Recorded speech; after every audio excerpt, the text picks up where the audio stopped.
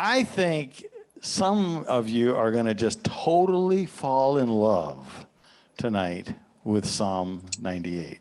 Before we do it, look at the very last page in your handout. Now, what you have there is actually, I fit a whole chapter from this book that's called 131 Christians Everyone Should Know. And one of the people on here is Isaac Watts. Okay, and so, and you can see the little, and I put a lot of the font real small just so I could give you the whole chapter for those of you who would want to read it. But I'll just pull out a few things out of it that I found interesting. Okay, so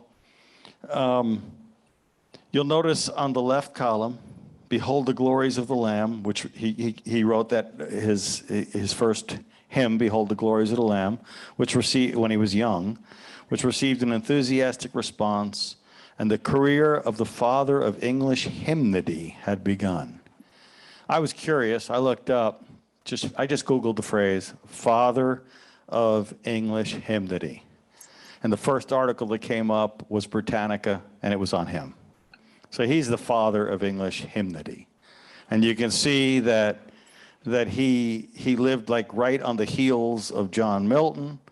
If you can see that small font at the top.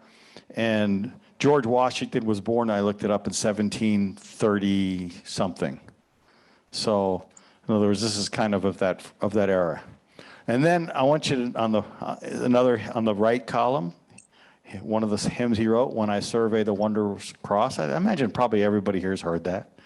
All right, probably sung it 1,000 times. But then look at the next paragraph that I highlighted. Many of his English colleagues couldn't recognize these translations. This was his issue. In fact, look at the very first paragraph in the whole thing. In his later years, Isaac once complained about hymn singing in the church. To see the dull indifference, the negligent and thoughtless air that sits upon the faces of a whole assembly, while the psalm is on their lips, might even tempt a charitable observer to suspect the fervency of their inward religion. In other words, he's saying, are they even saved? Do they have any kind of relationship with God at all, based upon the way that they're worshiping God? And so that just irked him. And so what he did was he started to write hymns based upon psalms. And you can see now on the right, many of his English colleagues couldn't recognize these translations. How could joy to the Lord, or joy to the world, really be Psalm 98? Or Jesus shall reign where the sun be Psalm 72. Or our God in ages past be Psalm 90. But notice that line. How could joy to the world really be Psalm 98?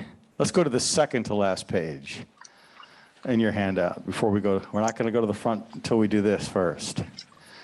So on the left column, you have the song, Joy to the World. And on the right column, you have the psalm, Psalm 98. And, you know, it's just as and Melody and I did this together on Thursday. We just looked for the things, and she said, oh, there's more, and there are more. But this is enough to make the point. Okay, joy to the world on the left. Where do you see that on the psalm on the right? Well, and I color-coded, obviously, because I do that. Shout joyfully. Rejoice. Shout joyfully. Joyful. Hey, there it is. And then there's on the left, you see the underline. Let earth, let every heart prepare him room. A little farther down. Let earth, let every heart prepare him room. A little farther down. Let earth, let every heart. So this, why is the underline? What I'm pointing out here is this idea of this call, this sense of this commission. That's what I'm capturing with that. The underlines. Do we see that on the right? Well, we see it with "Oh, sing." In other words, this call, if you will, okay? Or shout joyfully. Or break forth. I'm just going down. Sing to the Lord. Let the sea. Let the rivers. You can just see it's right when you start to look. And then on the left column, heaven and nature sing. Okay? And the earth And the fields and the floods and the rocks and the hills and the plains, a little farther down, the world and the earth and the world. And where do we see that on the right? Well, you see the word earth. Let the sea roar and all of its fullness, the world, the rivers clap, the hills be joyful, the earth, the world. It's got it there. We go over to the left again. We see the word Savior on the left. And on the right, what do we see? We see the word salvation twice. And then on the left, we see, starting at the top, a little higher, the word sing. And then a little farther down, songs employ. Right? And then more of the word sing throughout it. And what do we see on the right? Oh, sing a new song. Sing praises in verse 4. Sing to the Lord in verse 5. It's all over the. And then if we go down, we see the word king in verse 1, or on the left. You see, let the earth receive her king, and then a little farther down, let the earth receive her king. Well, we see the word king on the right. You know, it just it's there. And to be frank, when I read this psalm, I never really, if I had not read that article, I never would have caught it. This song, Joy to the World, essentially what Isaac Watts did was he took a psalm and he said, I want to make this relevant and something that people will appreciate the truth of. So in preparing this is a true story. We had this song that we would sing in our family when our kids were growing up, and you can just see it. We would sing it all the time. It was annoying to me, and I wrote it. Joy to the world, the devil's dead. We barbecued his head. It's a little body. What happened to his body? We flushed it down the body, and around it goes. So here's a little history to this song. was I actually thought my daughter wrote it. And it kind of bugged me a little bit after because we had done it. It was years and years and years, like our whole life. This has gone on, right? I mean, and so I thought she wrote it because I remembered her singing it the most, and I was just curious. I didn't want to just say she wrote it, but so I just put it. We have a family text stream. I put it on the family text stream. Who wrote that? And.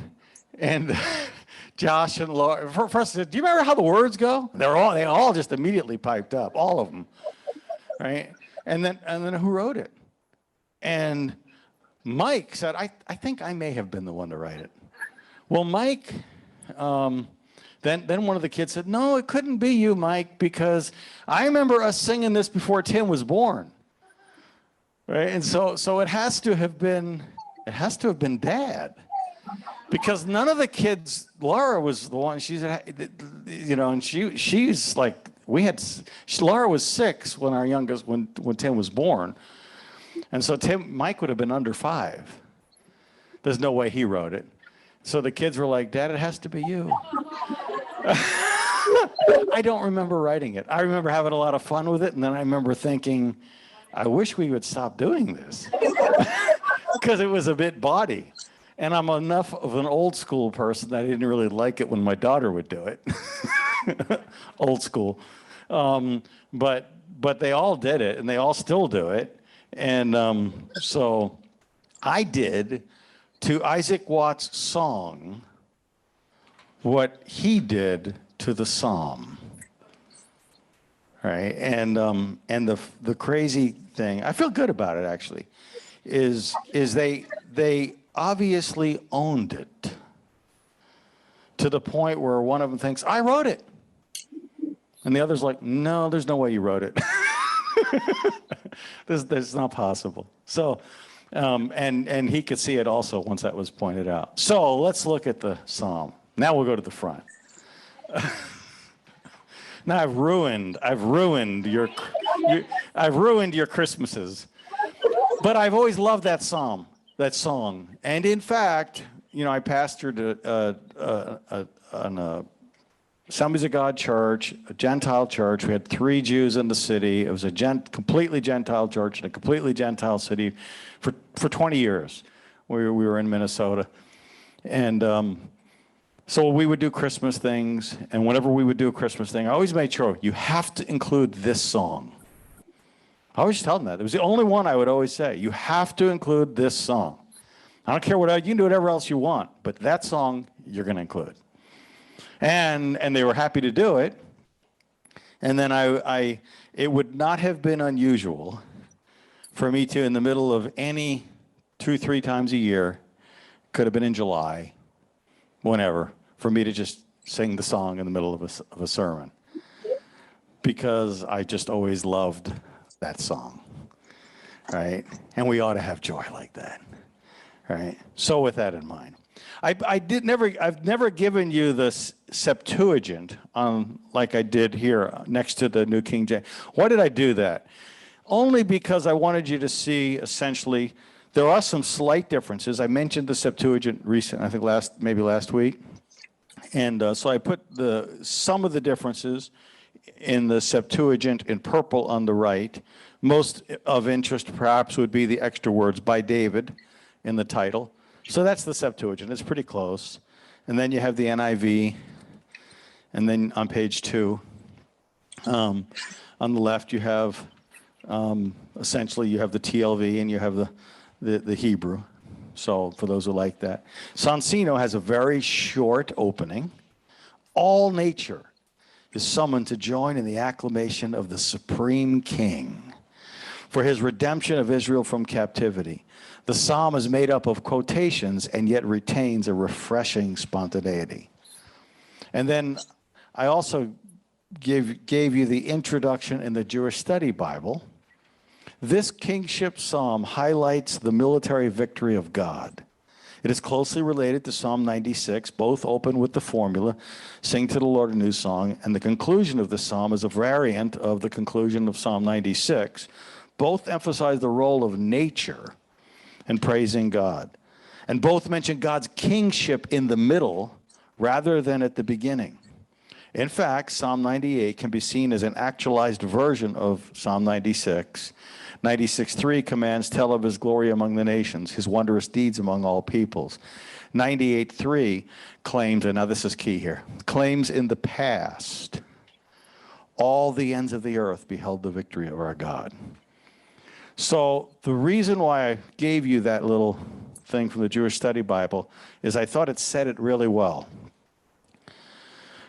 Psalms 98, I know we sing it for Christmas, but if you actually look at the words of Joy to the World, it's really more about the second coming than it is about the first coming. I mean, joy to the world, the Lord is come. Now, that could be the first coming, but it could also be the second coming. Let earth receive her King. Let every heart prepare him room so you'll be ready. And heaven and nature sing, and heaven and nature sing, and heaven and nature sing. Joy to the earth, the Savior reigns. That's not first coming. Let all their songs employ, while fields, rocks, and hill and plains repeat the sounding joy, repeat the sounding joy, repeat the sounding joy, repeat, repeat the sounding joy. He rules the world. That's definitely not first coming. He rules the world with truth and grace, and makes the nations prove the glories of his righteousness, and wonders of his love, and wonders of his love, and wonders of his love. Joy to the world, the Lord is come. Let earth receive her King. Let every heart prepare him room. And heaven and nature sing, and heaven and nature sing, and heaven and nature sing. Joy to the world, the devil's dead. We barbecued his head. What happened to his body? We flushed it down the potty, and around it goes, and around it goes. And I have ruined Christmas for all of you.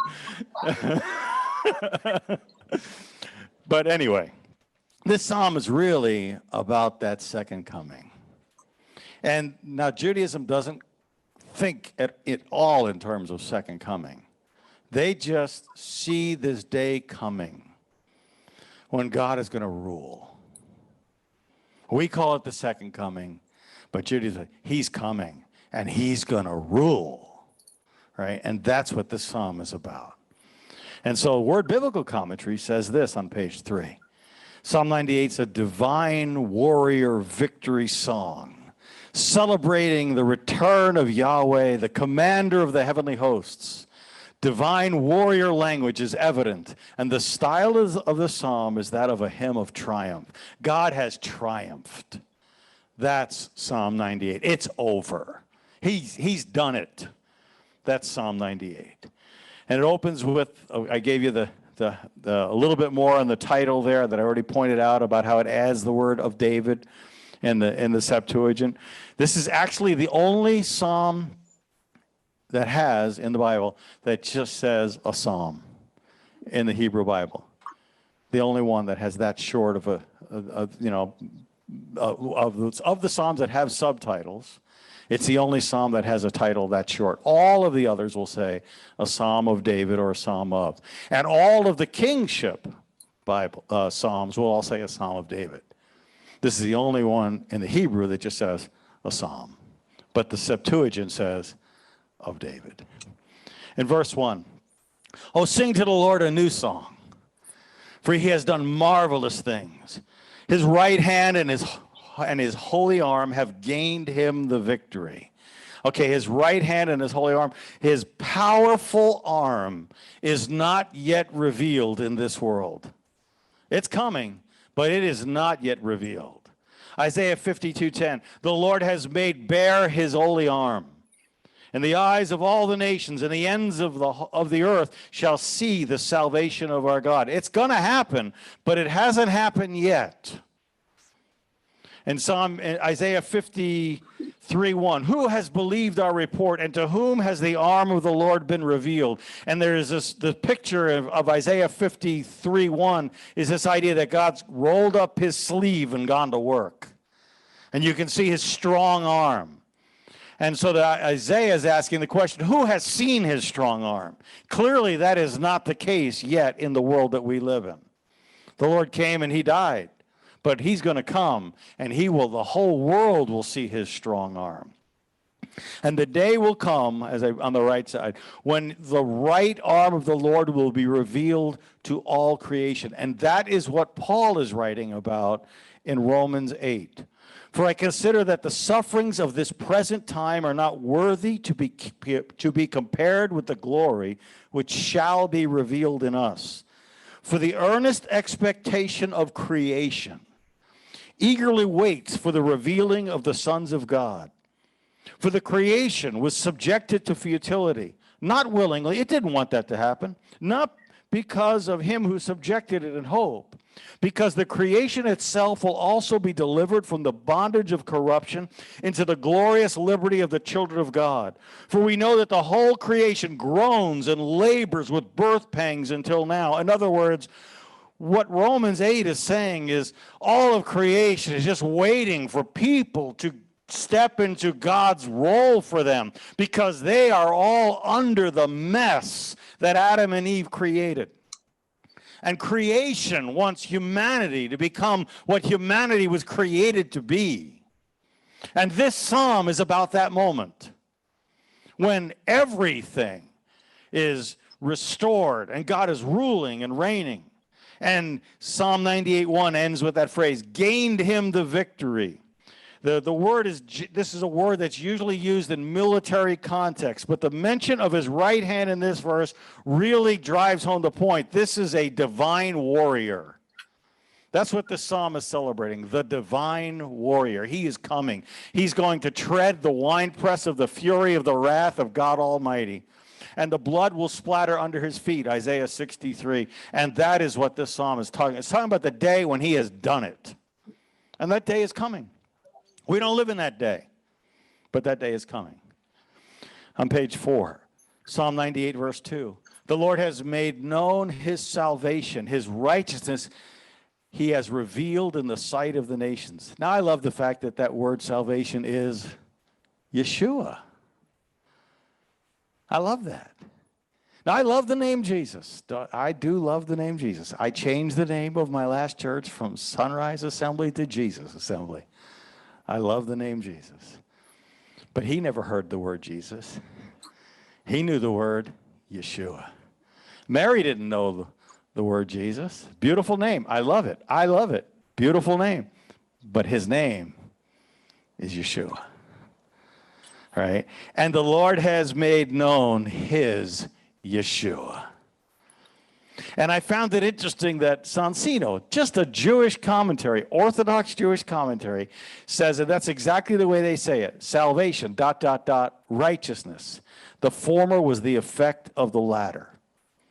And the reason why I found that so interesting is because really the reason, as big of any reason for why Jews have rejected Yeshua as Messiah is because their idea is Messiah is going to come and then the world is going to he's going to fix everything. And so our people have failed to capture the idea that what he did was he came to prepare so we would be ready for when he came. That's what he did in this first coming. He came and he gave us the opportunity to be ready for his return. And so the salvation, as it were, follows the righteousness. He has offered righteousness, and he has made unto us wisdom, righteousness, sanctification, and redemption. 1 Corinthians 1, verse 30. And so I just thought it was interesting that Sonsino recognizes that, but of course, they're not going to take it all the way to make the point that, he is the Savior. Okay, verse 3. He has remembered his mercy and his faithfulness to the house of Israel, and all the ends of the earth have seen the salvation of our God.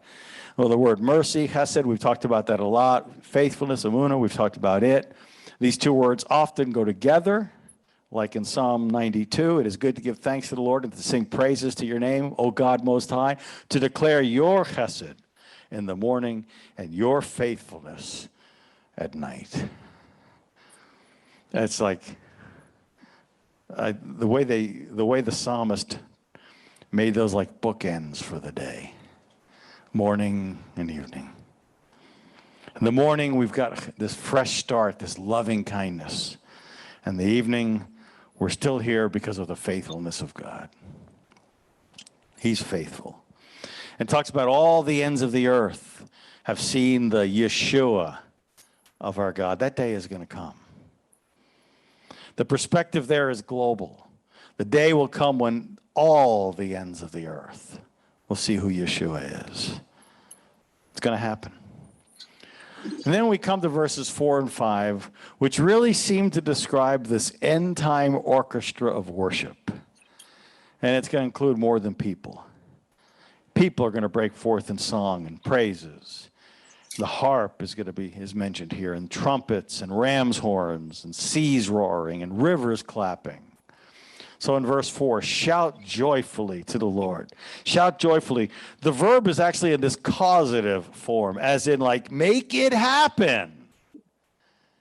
Like, open your mouth and sing to the Lord. Make it happen. Give him praise. Shout joyfully, in English, that's two words. In the Hebrew, it's one word. It's like, do it. Okay, that's what it is. And it is interesting that this is really kind of cool. In fact, when we did that last page with Mel and I did that together, and we compared and she saw that right away, Ruah, because doesn't that look like Yom Teruah? There it is, right there. Okay, so Ruah is the root of the word Teruah, which is the name of Rosh Hashanah in Torah. Rosh Hashanah does appear once in the Bible. It appears in Ezekiel 40, verse 1. That phrase, Rosh Hashanah, it appears once, but it's not in Torah. It's in Ezekiel. It's in the prophets. In Torah, it's Yom Teruah. It's the day of the shouting joyfully. It's the day of the shout, the day of the blowing of the trumpets. In verse 5, sing to the Lord with a harp. With a harp, repeats the word harp. I should have underlined it both times. It's the same word both times. With a harp and the sound of a psalm. A harp, psalms that are associated with the harp are associated with the steadfast love and faithfulness and justice of our Creator Redeemer. In other words, when it mentions the harp, and you know what harps sound like, we have these images in our head of like angels playing harps and the gentleness. You don't think of harps like as an instrument of judgment. You think of harps as an instrument of peace and joy and, oh, it's so tender, you know. And so harps have, when they're mentioned in the Psalms, are usually this idea of God is steadfast, he's faithful, he's just. Well, that's what this is bringing us there. And the word sound is interesting because it's actually the word kol, which is really the word for voice. It's almost always translated with the word voice. So the voice of the psalm. It's a different word for psalm, but it's the same root as the word for psalm that you find at the beginning of the Psalms, like when we'll say a Psalm of David. It's a root, but it's not the exact same word. So, and then in verse 6, with trumpets and the sound of a horn, shout joyfully before the Lord our God. And the reason why I chose this psalm for this week is because the Parsha, which Lauren read to us, and she read to us Numbers 10, and there it is. And so the silver trumpets are in Numbers 10. And I think we don't always really realize necessarily that there's a difference between the silver trumpets and the shofar. They're both in the Bible, and there's overlap, so it's not like it's a strict thing between the two, but there is a distinction. Kind of like there's overlap between logos and rhema. Some people are under the idea that in the Greek the word logos is the written word and rhema is the spoken word. But I can tell you there are books written about how that's really not entirely always true. That there's a great overlap between those two words. And that's kind of what there is here with these two words. But there is distinction, just like there is with logos and rhema. And so the silver trumpets, the chatzara, they are primarily sounded to advance and to regather the congregation and the leaders. So you can see it'll say in Numbers 10, it'll say, blow both of them and all the congregation shall gather. You can see where I'm reading, right? Blow only one, and then the leaders, the heads of the division shall gather. To sound the advance. Now this must be a different sound, as you'll be able to tell in a moment. A different sound than this idea of gathering, a different note, if you will. Then the camps that lie on the east side will begin their journey. Sound the advance the second time, and then the camps that live on the south side will begin.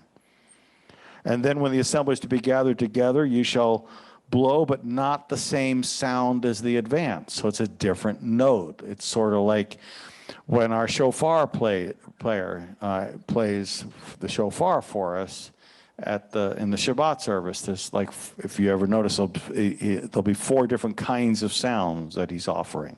Different sounds. And so there's different sounds here. And so it also is used to whenever the ark is moved, the silver trumpets. They're moved.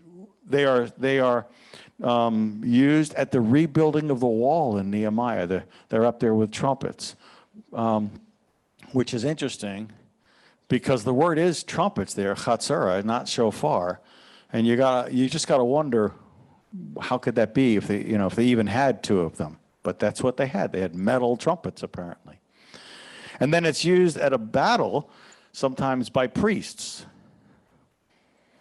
So it seems to perhaps be a little bit more of a priestly function, the silver trumpets, than a non-priestly function, if I could say it that way, with the shofar.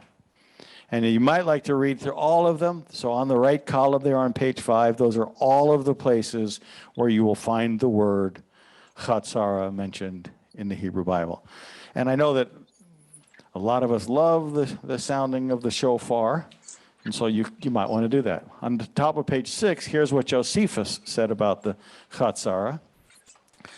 He said that they're a little bit less than a cubit long. So what's a cubit? A cubit is the distance from your elbow to the tip of your longest finger, and about 18 inches. It's composed of a narrow tube, somewhat thicker than a flute, but with so much breath as was sufficient for admission of the breath of a man's mouth, and it ended in the form of a bell like common trumpets. So it's just a silver trumpet. So that's the trumpets. But Psalms 98 verse 6 also mentions horns. And the New King James says horns. Well, the actual Hebrew there is shofar. So chatzara and shofar. Okay, so the actual, in 98:6, the trumpets is plural and shofar is singular. Okay, whatever. I can see why trumpets would be plural, because there's going to be two of them. Right? There's going to be two trumpets, and there may not always be two shofars. So that makes sense. So when are the shofars sounded? They're sounded when kings are coronated, like Solomon and Jehu. They're sounded when there's an attack, such as at the walls of Jericho. They walked around, and then on the seventh day, they sounded the shofar. They're sounded to call worshipers to Jerusalem. So it's a good call to worship. That's what we do at our Shabbat service. We use it as a call to worship. It's sounded by watchmen to announce an important news. It's sounded on holy occasions, like on the Day of Atonement in the year of Jubilee. Well, this psalm is used, and we're going to see that in just a moment. When David returns the ark to Jerusalem, the shofars are sounded. But silver trumpets are also used at that. So he's got both going. He's got everything going. He pulls out everything he's got to celebrate the returning of the ark. The shofars are sounded when the covenants are renewed. And silver trumpets as well in 2 Chronicles 15:14. The shofars are sounded during regular temple worship. Now it's interesting because it's in Scripture, but in modern Judaism, there is no use of a shofar on the Sabbath, like ever. Just never would happen in a Jewish setting to play a shofar. But you would have a hard time saying it would never happen in the Bible, but it would never happen in modern Judaism. And you might like to read, there's all of the places where the shofar is mentioned. And you could add 1 Thessalonians chapter 4. You could add that. And you could add Revelation chapter 4, verse 1. So you could add some more. There are 4 verses that have both the word chatzara and shofar. And I gave you the verses, and some of them are singular and some of them are plural. There's no rhyme or reason that I can see, but they're used both ways. And the four contexts are the joy of the messianic reign is being prophesied in the psalm we're looking at. In Hosea 5:8, judgment is being prophesied, and you might wonder why would ram's horns, which seem to, why would the trumpet be used there? And it could be that the idea of, and I just was thinking about it as I thought about the psalm, if the prophet is seeing that the judgment is something Okay, when Jesus said, when these things begin to come to pass, look up, for your redemption draws nigh. Now, people who don't know the Lord, when these things begin to come to pass, they're going to be scared silly. But when you're in the Lord, and when these things begin to come to pass, for you, it's like, hey, he's coming soon, right? And so that could be Hosea's heart for why, though, because the silver trumpets do have more of this idea of a worship. The priest is going to blow them at a battle, if it's going to be at a battlefield. And then Chronicles, when David's bringing the ark to Jerusalem, both are played. And then when there's a commitment of repentance in 2 Chronicles as well. So one thing that is interesting, because you'll notice we said right in the middle of the page on the left, on holy occasions such as the Day of Atonement in the year of Jubilee.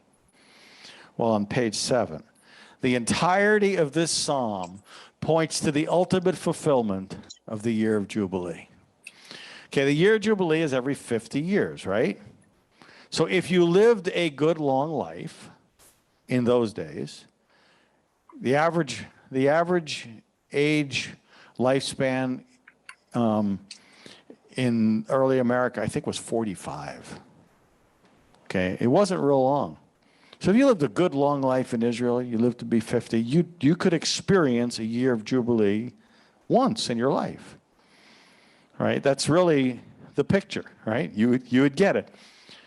So just as the sabbatical years pointed towards the year of Jubilee, the year of Jubilee has this prophetic kind of pointing towards not just what happens in the 50th year, but it's pointing towards that which is going to happen. And Psalm 98 is about that, the ultimate year of Jubilee. Shout joyfully to the Lord, all the earth. Break forth in song. Rejoice and sing praises with trumpets and the sound of a horn. Shout joyfully before the Lord our King. So this year of Jubilee, Leviticus 25, you might find this interesting, says, then you shall cause the shofar of the Yobel to sound. So the word Jubilee actually is a word that actually means a trumpet. It's not quite a synonym, but it means trumpet or ram's horn or Jubilee. But clearly it comes from a root word that means to carry or bring forth. So it's like carrying or bringing forth or carrying people back to the full blessing that God has for them. You're being brought back to your land. You're being brought back to your families. You're being brought out of slavery. That's Jubilee. And the trumpet is sounded, and you're being redeemed and you're being restored. That's the year of Jubilee. And obviously, in English, you can kind of capture it as well. Jubilee has this feeling of joy. Shout joyfully, blow that shofar. People are being set free. That's kind of the picture there. This psalm is about that moment. Psalm 98, verse 7. Let the sea roar in all its fullness, the world and all who dwell in it. Jewish Publication Society says, which is the Jewish Study Bible, it uses that translation. Let the sea and all within it thunder, the world and its inhabitants. Let the rivers clap their hands, the mountains sing joyously together. So the Jewish Study Bible says that verses 7 and 8 seem to allude to the myth concerning the rebellion of the waters. I alluded to this last week, I think. And Genesis chapter 1, the rebellion of the waters. There's an ancient Jewish theology that really what Genesis 1 is about is God defeating the enemy. But that defeat is not totally complete. He's defeated, but Leviathan still exists, and in the age to come, he will completely do that. And so the Jewish Study Bible is saying this looks like it could be referring to that same kind of theology. Does not mean that Judaism does not believe in creation. We do. But there's a lot of people within Judaism who would say, really, Genesis 1 is not necessarily about that. You'll get that from other places in the Bible. What it's really about is this idea of God defeating the enemy. And then but he's not completely defeated. The world still has a mess. But that mess will be completely defeated. So, verse 8, let the rivers clap their hands. Let the hills be joyful together before the Lord. I like what Kylan Dellert said. He's actually, I didn't put in, the reason he has some dots and errors, I just left some things out that would have just given you their source. You could just go to Kylan Dellert and get it. But this is part of the quote, as it were. In the bringing in of nature to participate in the joy of mankind, the clapping rivers are original to the psalm. The rivers cast up high waves, which flow into one another like clapping hands. And then it references Habakkuk 3:10, which you can see on the right. The mountains saw you and trembled. The overflowing of the water passed by. The deep uttered its voice and lifted its hands on high. And so the picture here is of water that's just being like in waves. They're clapping together. It says, where the abyss of the sea, I'm back in that box, where the abyss of the sea lift up its hands on high and causes its waves to run mountain high. And so there's the let the rivers clap their hands. Let the hills be joyful together before the Lord. And I think you can see with this word joyful here. The word joyful is this intensive form of the word, and it means a ringing cry of joyful singing. In other words, let the hills, not just the waters, but the hills, let them have this ringing cry of joyful singing. And when I think of that, I think, yeah, Isaac Watts really captured this psalm with joy to the world. And then page 8. For he's coming to judge the earth. I'm trying to be careful. Go to this page, that page, this page. Because Donna said, sometimes I have trouble following you where you're at on the page. So I'm going to try to be more faithful on that. Page 8, he's coming to judge the earth. With righteousness he shall judge the world and the peoples with equity. So the word earth is Eretz, like Eretz Yisrael, the land of Israel. The word world is the habitable world. But the word equity caught my attention because it's plural. And why would it be plural? And, it could be, sometimes Hebrew will use a word in plural just to capture the idea that it's immense. But I think there might be more here than that. It's like when a judge makes a decision, and he rules this, and then somebody says, yeah, but he didn't think about that. And he didn't think about this, and he missed that. And I thought of that in the sense of God's not going to miss anything when he makes his judgments at the end. It's like Solomon, saying, well, let's cut this baby in half. But Solomon's wisdom is nothing. Nothing. Compared to God's wisdom. And he's not going to miss anything. His judgment is going to be perfect in every way. And he will judge complete Jewish Bible fairly. He'll judge with fairness. It looks like I put the same word there. That was an accident. He'll judge with uprightness. In Psalm 98:9, in the Message, I like the way, I thought it would be a good way to end. A tribute to God when he comes. When he comes to set the earth right, he'll straighten out the whole world. He'll put the world right and everyone in it. And nothing will be wrong when he's done putting everything together. He's a good God.